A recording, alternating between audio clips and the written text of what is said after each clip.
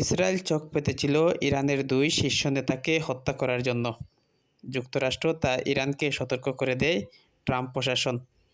যুক্তরাষ্ট্র কেন রক্ষা করল ইরানি নেতাদের?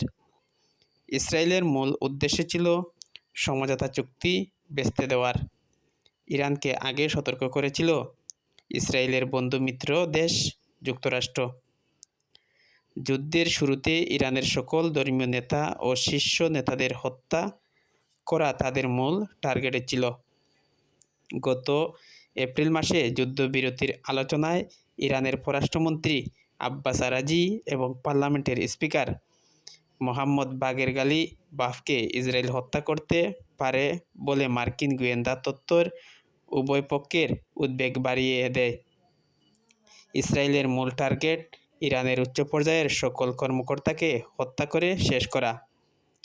যাদের সাথে ট্রাম্প প্রশাসন আলোচনার জন্য বসার কথা ছিল সবাইকে ইসরায়েলের নিশানায় রাখে নেতানিয়াহুর বাহিনী।